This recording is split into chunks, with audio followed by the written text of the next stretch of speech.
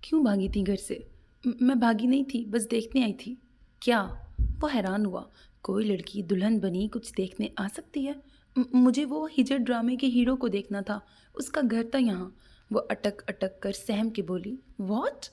اس سال کی چیخ نما آواز پر وہ چہرہ ہاتھوں میں چھپا کے رونے لگی۔ تم اپنی شادی چھوڑ کر ایک ڈرامہ ایکٹر کو دیکھنے بھاگی تھی؟ ابرش کے رونے میں تیزی آ گئی۔ مجھے گھر جانا ہے، دروازہ کھول دیں پلیز۔ یہ تو اب نہیں کھلے گا، وہ شرارت سے بولا۔ اتنی دور تم بھاگ کے آئی ہو تو پھر مل کر ہی جاؤ ان سے جن سے ملنے آئی ہو۔ وہ مسخرہ پن دکھانے لگا۔ مجھے نہیں ملنا، جانے دیں۔ اوکے۔ اسال گہرا سانس لے کے اٹھا اور پھر کچھ یاد آنے پہ پوچھنے لگا، تم میرے گھر میں کیسے آئیں؟ ابرش نے خوف سے اسے دیکھا۔ وہ گاڑی تھی نا جن میں واجد ہمدانی بیٹھے تھے، اس کی ڈگی میں، وہ منمنائی۔ واٹ؟ تم ڈیڈ کی کار کی ڈگی میں تھی؟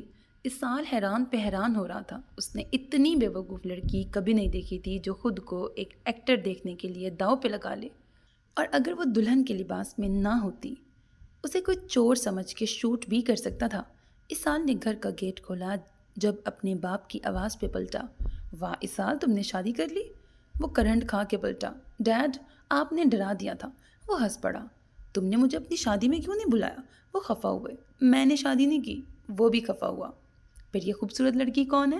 وہ دلہن بنی ابرش کی طرف اشارہ کر کے بولے جو سہم کے دروازے کے ساتھ لگی واجد ہمدانی کو ہی دیکھ رہی تھی۔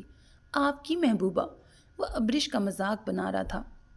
بے وقوف لڑکی ہے اور آپ کی لور ہے، اپنی شادی سے بھاگ کر آپ کو دیکھنے آئی ہے، وہ بھی آپ کی کار کی ڈگی میں۔ اور یہ لاک تھی، وہ تو میں نے کار کھولی تو کسی کے رونے کی آواز پہ معلوم ہوا کوئی بے وقوف گھس گیا ہے۔ یہ میڈم کل رات سے وہاں پہ لاک ہیں۔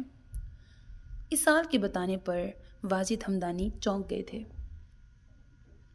میرے عزیز لسنرز، ہمارا آج کا ناول اسی کیٹیگری پر ہے کہ ہیرو کے فادر ہیرو ہوتے ہیں، بیسیکلی ڈراماز میں کام کرتے ہیں اور اس میں ہیرو ہوتے ہیں، اور ہیروئن کو وہ بہت پسند ہوتے ہیں، تو ان کے پیچھے ان کی فین ہوتی ہے وہ، اور ان کو دیکھتے دیکھتے اپنی شادی، مطلب بچکانی سی اس کی حرکتیں ہوتی ہیں، تو وہ اپنی شادی والے دن ہی ہیرو کو دیکھ کر، ہیرو مطلب ڈرامے کے ہیرو جو کہ ہیرو کے فادر ہیں، ہمارے ہیرو کے فادر ہیں، تو ان کے پیچھے آ جاتی ہے۔ اب اس طرح اب جب واپس وہ اس کو لے کے جاتے ہیں تو وہاں پر الگ ہنگامہ ہوتا ہے، کیونکہ وہ پوری رات ڈگی میں ہوتی ہے۔ مطلب تھوڑا سا ڈرامیٹک ناول ہے۔